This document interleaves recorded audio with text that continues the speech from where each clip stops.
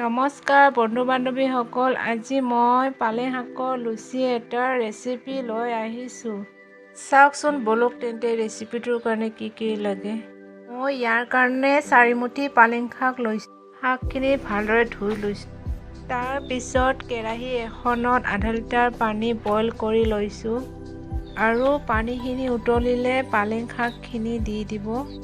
যদি ঠাণ্ডা পানী দিলে পালেংখিনি কালাৰ বেয়া হৈ যাব। শাকখিনি এইদৰে লৰাই দিছোঁ। শাকখিনি বেছিকৈ বইল কৰি নেপেলাব, মাত্ৰ 2 মিনিটৰ কাৰণে সিজাব। এয়া মোৰ 2 মিনিট সিজোৱা হৈ গ'ল। গৰম পানীত থৈ নিদিব।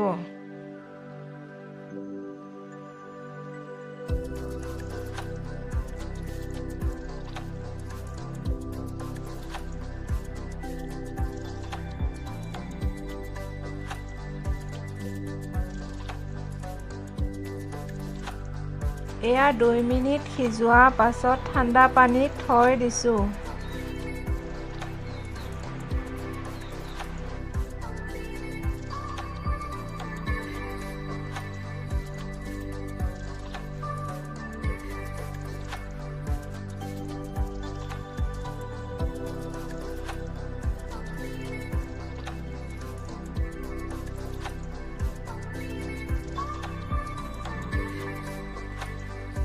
আৰু এই পুৰিটোৰ কাৰণে আমাক লাগিব পিঁয়াজ, নহৰু আৰু ধনিয়া পাত, 2টা জলকীয়া দিছোঁ।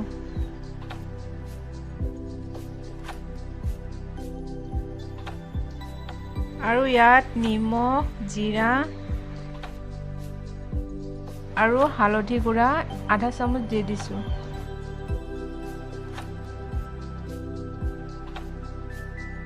এয়া চাওক একেবাৰে মিহি কৰি লৈছোঁ। মিহি কৰি ল'লে পুৰিখন ভাল হয়। এয়া মই আধা কেজি আটা লৈছোঁ।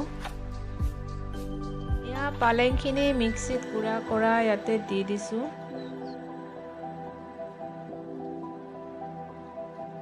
ইয়াত সোৱাদ অনুসৰি নিমখ দিছোঁ।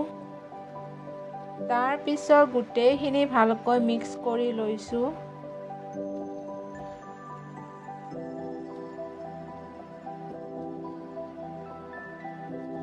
এনেকৈ মিক্স কৰি ল'ব লাগিব।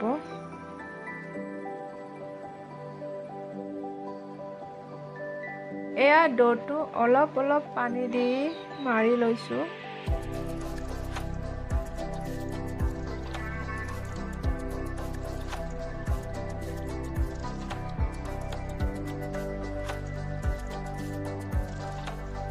এনেকৈ ডোটো মাৰা হৈ গৈছে। আৰু এনেকৈ ডোটো বেছিকৈ মুঠিলে পুৰিটো নৰম হয়। এয়া ডোটো মাৰা হৈ গৈছে। তাৰ পিছত আধা চামুচ সমান ৰিফাইন তেল দিছোঁ। এতিয়া আধা ঘণ্টা ৰাখি থৈ দিম। এনেদৰে ৰাখি থ'লে পুৰিটো খাবলৈ ভাল হয়। এতিয়া সৰু গোল কৰি ল'ম। এইদৰে গোল কৰি লৈছোঁ।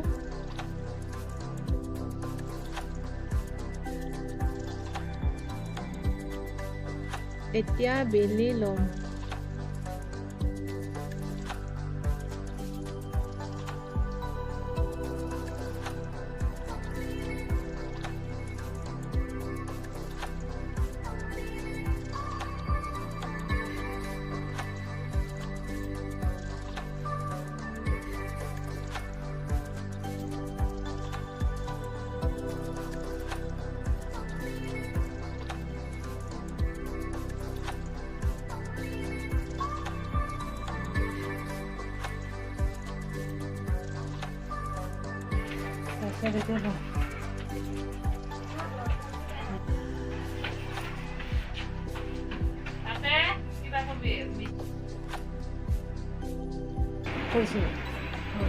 এই ধৰণে বেলি ল'লোঁ।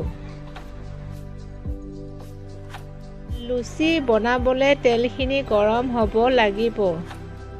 তাৰ পিছত এখন এখনকৈ ভাজি ল'লোঁ।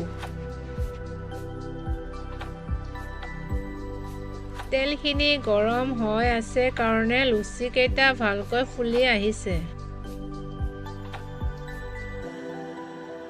কি ধুনীয়াকৈ লুচিকেইখন সেউজীয়া হৈছে। এইদৰে লুচিকেইখন বনালে ভাল হ'বই। এয়া চাওক, লুচিকেইখন ৰেডি হৈ গ'ল। যদি এইদৰে বনালে লুচিকেইখন খুব ভাল হ'বই। লগতে টেষ্টটো বহুত ধুনীয়া হ'ব।